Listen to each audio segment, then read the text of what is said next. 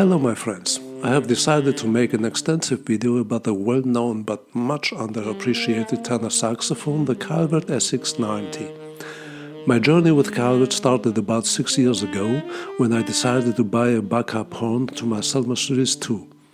According to my budget, I had two options, buy a new cheap Taiwanese or find a decent vintage one. Because of my previous not so good experience with a cheap Taiwan made, I went on the hunt for a vintage. After a great deal of research, I decided to go with the Keilwerth Tone King Special, and actually found one in very good shape from a dealer in the EU zone. A quick historical detail for the Tone King Special: it was the first attempt from Keilwerth to play in the big league, and they had many similarities with the Martin Con 10M and of course the Mark VI. In the USA it was known as HQ Superba 1. It was a stencil horn for the Armstrong Company, also seen as Con DJH. Played by Grover Washington Jr. in his early recordings, and he was playing on Keilwerth ever since. In a short while, I found myself going back and forth between my two tenors. Both the Tone King and the Series 2 were really great instruments, each with its own characteristics. The Selmer with its distinctive sound and feel, and the Tone King Special for its openness of the sound and the volume as well as the homogeneity from top to bottom. Keilwerth sadly lacks of informations online.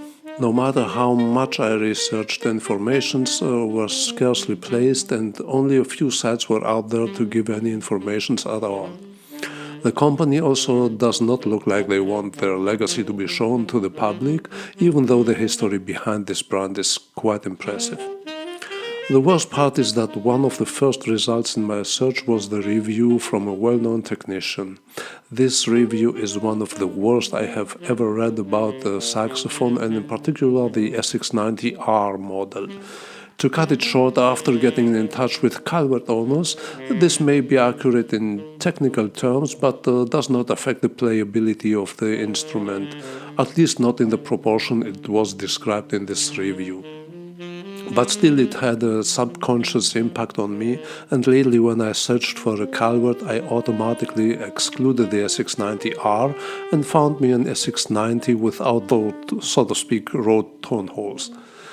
These were made until approximately 2003, when Keilwerth went from Boosie and Hawkes to Music Group, and later went to Buffet Crampon in approximately 2010. Luckily, the resale of the company did not have any impact on the manufacturing process and quality of these instruments, other than the discontinuation of the SX90 series from the alto and tenor models. Sopranos and baritones still are produced without the roll tone holes. The two models share the exact same molds and production procedure, and the only difference is the soldered-on tone hole rings, as has been stated at a YouTube video I found on the internet from the CEO of the Buffet Crampon. After all these findings, and once again going deep in research for a decent SX90, I finally found one with a very tempting price tag. Immediately grabbed it after talking to the seller and learning more about the story behind this horn. Since its arrival until today, it became my main tenor saxophone immediately. The build quality is top, as it seems, so is the material it is made of. Keilwerths are considered big bore saxophones, and you can feel it and hear it from the first notes. The bow is also bigger, and this adds to the volume of the sound. The bigger bell flare is also doing its part. Going from Selmer to Keilwerth was not a big deal considering the key work. They are very similar in many ways, with a few exceptions. For example, the left-hand palm keys are adjustable to height.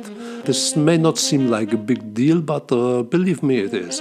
Compared to my Selmer with all the screw and key risers I have to use, I prefer the clean look of the Keilwerth keys. Table keys are also very comfortable on the Keilwerth, and for my taste I found them even better made than my Selmer. With my smaller male hands, they are easier to use. Also, the bis key is easier to reach. Front F is no different. The pearl on the keys is concave, and for my taste it is, well, I could say better than the much flatter that I used on the other brands. Makes it even harder to slip off the key.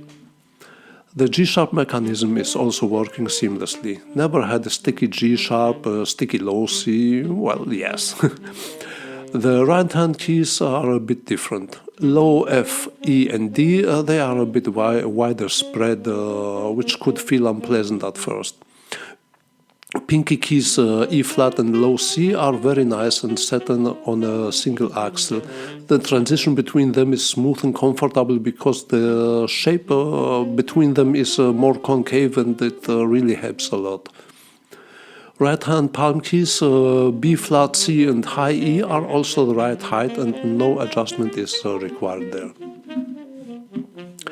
The F sharp trill key is, for me, it's too close to the rest of the side keys and it's harder to find, but the high F sharp is in a very convenient position.